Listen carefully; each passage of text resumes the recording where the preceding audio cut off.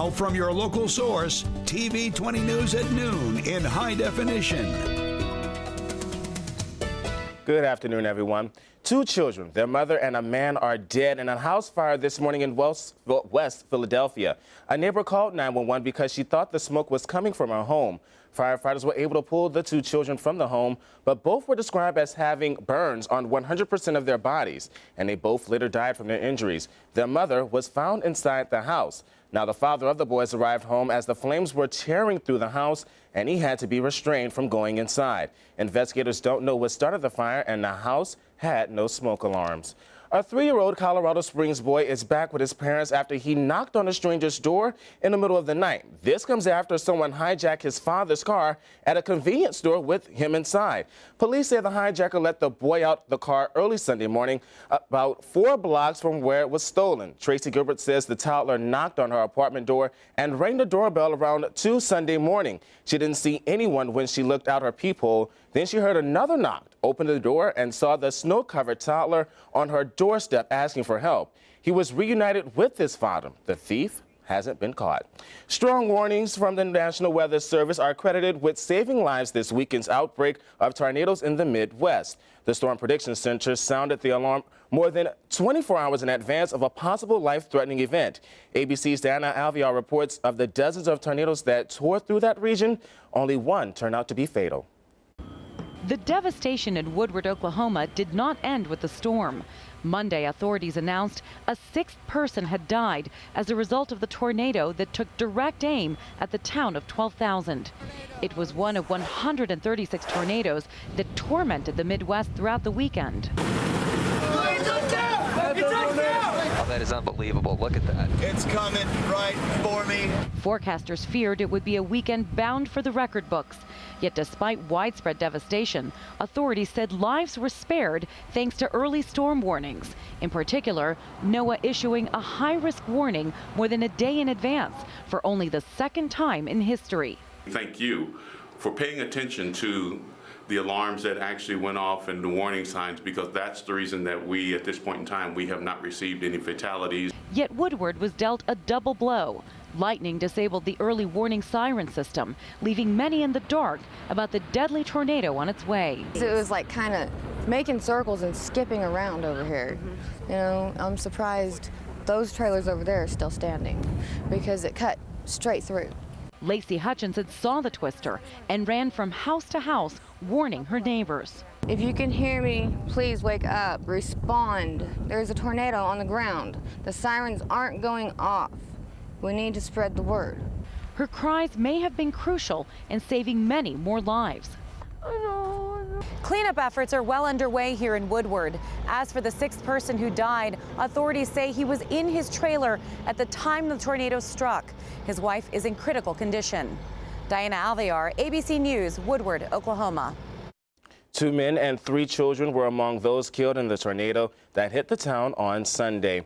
Now it's time to take a first look at the weather with Mike Potter. It is a beautiful clear day today. Yeah, it's been very nice. The weekend was great. Saturday and Sunday both. Coolish mornings, warm afternoons.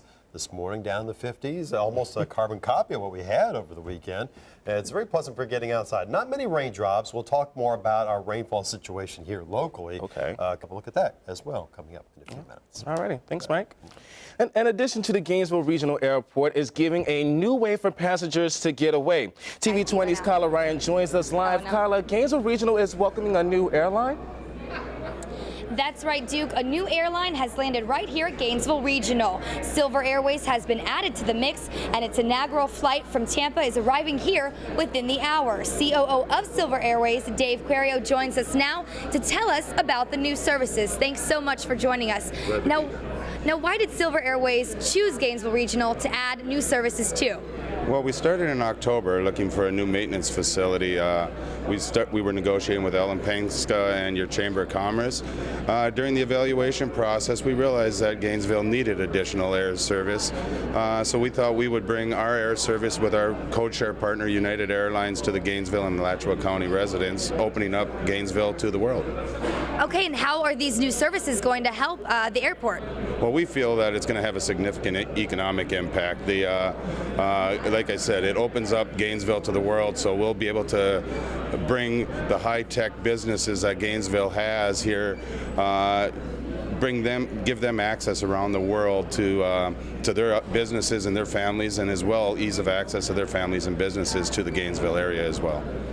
All right, thank you so much for joining us. Now, a new airline hasn't been added to Gainesville Regional Airport since 2010 when American Eagle came with flights to Miami. Now, right now, Silver Airways is allowing flights to Tampa and Orlando with the possibility of new flights being added in the future. We'll have more about its inaugural flight here to Gainesville Regional coming up later today. Reporting live from Gainesville Regional, Kyla Ryan, TV 20 News.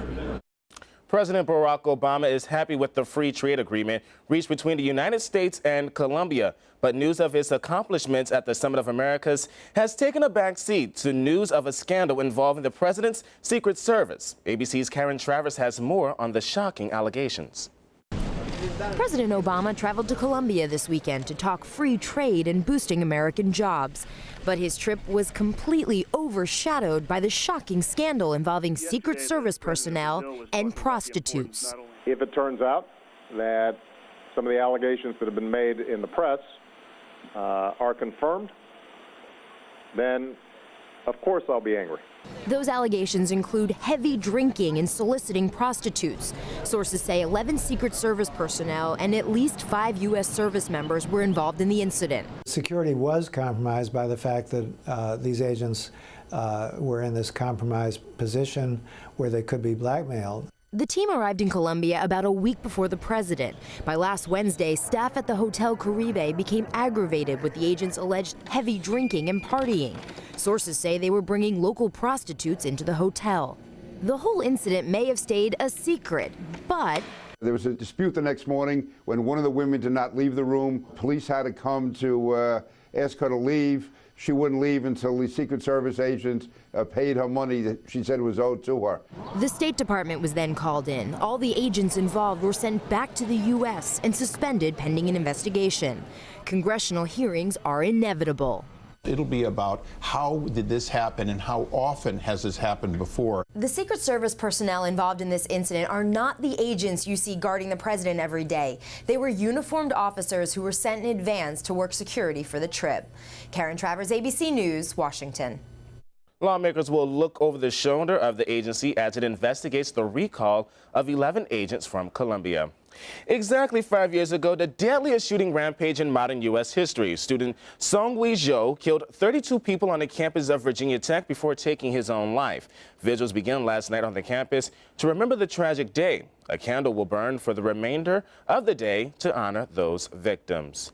The Space Shuttle Discovery is getting ready for its final flight and heading to its new home. Discovery will be flown on the back of a 747 from the Kennedy Space Center to the National Air Space Museum in Washington, D.C. This will be the first shuttle to retire to a museum. People in the D.C. area will be able to see the Discovery before it lands at the International Airport. NASA lists the best spots to see the flyover on their website. After covering 5,000 square miles of ocean for more than 30 hours, the Coast Guard has called off the search for 4 missing sailors. As ABC's David Wright reports, they were thrown overboard during a weekend yacht racing accident off the coast of San Francisco. The Coast Guard had 4 boats and a helicopter, assisted by 2 Air Force helicopters, all searching the choppy waters off the Farallon Islands for the lost crew of the low-speed chase. 3 people have been rescued, 2 by a Coast Guard helicopter, 1 by an Air National Guard helicopter. The Air National Guard helicopter also picked up a deceased person. Late Sunday, the Coast Guard suspended the search indefinitely. The deceased crew member reportedly identified as 46-year-old Mark Cassinan. The San Francisco Yacht Club's annual race to the Farallons is never smooth sailing. The 54-mile course often has 15-foot swells. But in more than a century, no one has died until now. The waves were 10 to 15 foot. It was treacherous. There were waves coming from different directions. Mark Pomanowski heard the distress call from his charter boat, Man Overboard, 3 p.m. Saturday, as the rough seas broadsided the 38-foot low-speed chase and ran it onto the rocks. Only 3 survivors from a crew of 8, experienced seamen all. David Wright, ABC News, Los Angeles. The decision to halt the search was made after the Coast Guard searched over 5,000 miles, which is beyond the window of survivability. Electronics giant Best Buy announced that it's closing 50 of its stores. Store in Tampa and Fort Myers are on that list, closing May 12th. 7 stores will close in California, 6 in Illinois, and 6 in Minnesota. That's the company's home state. The chain plans on cutting 400 corporate jobs and $800 million in costs. But Best Buy plans to open 100 smaller, more profitable Best Buy mobile stores in the future. Well, books and finances go hand in hand for college students, but today we get some tutoring on how to pay for college, not with loans, but with scholarships. Welcome back. Money reporter Stacy Johnson has been giving us the ABCs of paying for college. Today, he continues his short course in College Financing 101. There's a lot of time, study, and money that goes into getting a college degree. While you're on your own with the studying, though, there is plenty of help with the money. For example, scholarships. I personally won 24 scholarships worth $90,000. It changed my life. It got me admitted to Harvard and paid for almost everything. That's Ben Kaplan, Harvard grad, author, and master of the college scholarship. I asked him for the short course in finding money. Tip 1? The first thing is to realize all the kinds of scholarships that are out there. So a lot of families take themselves out of the running because they think, oh, this is only for students with amazing grades, amazing test scores. And really, that's a huge myth. Everyone can get a scholarship, but you got to knock on the doors of these scholarship organizations. Don't wait for them to come knocking on your door. Where do you find them? Start online with free scholarship searches, but don't forget to beat the local bushes. Rotary clubs, Kiwanis, local businesses, even some churches. Once you're in the hunt, Ben advises leveraging that first application or essay by simply reusing all or parts of it. Once you've applied for one, you've already done over half the work to apply for 10 because you can recycle, reuse old scholarship applications for new contests. And then there's the most important lesson. Persistence pays. These scholarships are out there if you are willing to do the legwork. This isn't a lottery ticket. Money doesn't fall from the sky. But if you're willing to take some action steps, this is possible. He's right. Money doesn't fall from the sky and it doesn't grow on trees. But if you beat the bushes hard enough, you might find some scholarship cash. What you need now? Links and more info. And they're waiting for you right here at moneytalksnews.com. I'm Stacy Johnson. In the final installment of his College Cash series, Stacy will explain how Uncle Sam helps with those costs. Beautiful clear skies are out, but can we expect this beautiful weather to last for the rest of the week? Well, Mike Potter will have your forecast on the only local news at noon. Stay with us. What students are saying, those stories, sports, and weather tonight on TV 20 News starting with 5:30 Live. Now for the latest on what's happening in Hollywood, here's Jason Nathanson with the Showbiz Wrap. Robin Gibb of the Bee Gees is said to be in a coma and gravely ill. The 62-year-old singer has been battling cancer and contracted pneumonia after intestinal surgery last month. His twin brother Maurice died of intestinal problems in 2003. Brother Barry and Robin's wife and children are keeping vigil at a London hospital. Brad Pitt and Angelina Jolie are getting married. Well, at least they're officially engaged, and he helped design her wedding ring. Brangelina have been a couple since making the film Mr. and Mrs. Smith in 2005. Their 6 children are thrilled about the upcoming nuptials. And speaking of weddings, Dave Haywood of Lady Antebellum tied the knot over the weekend. 29-year-old Haywood and 30-year-old bride Kelly Casciola said "I do" at a private farm outside Nashville. 4 of us, Cal, only one comes out. And finally, The Hunger Games held on to the top spot at the box office for the 4th weekend in a row. The blockbuster earned an estimated $21.5 million, raising its domestic total to $337 million. While the slapstick update The Three Stooges debuted in 2nd place with an estimated $17.1 million. And that's what's happening in Hollywood. Jason Nathanson, ABC News. A lot going on right there. And Did you see the Three Stooges over the weekend? Not necessarily, but I did check out Hunger Games, and it was something. It was something very interesting. I have not seen that yet. Well, I'll tell you what, if you're getting ready to head outside, sorry. Let's go check what's going on across the air. If you get ready to head outdoors, do whatever you want this afternoon. It's going to be a bit on the warm side as it was over the weekend. We're currently upper 70s, low 80s across the interior, cooler 70 out of the coast. Some fair weather clouds, plenty of sunshine. Those clouds stay fairly small today, so our chances of rain staying small as well. Same will be true for Tuesday, and we stay in the 80s. Eventually, it looks like we'll have a chance of a few showers, maybe an isolated storm Wednesday, Thursday, Friday. better shot Saturday before the next cold front comes in. And that, after that goes through, we'll see a little bit of a cool down for Sunday and early next week. Until then, just figure on warm afternoons and comfortable mornings. So I don't have to worry about, I don't have to worry about, putting anything for my hair. I don't think so. Thank you. That works. Well, that's all the time we have for now. Y'all have a great Monday. Take care. See you tomorrow.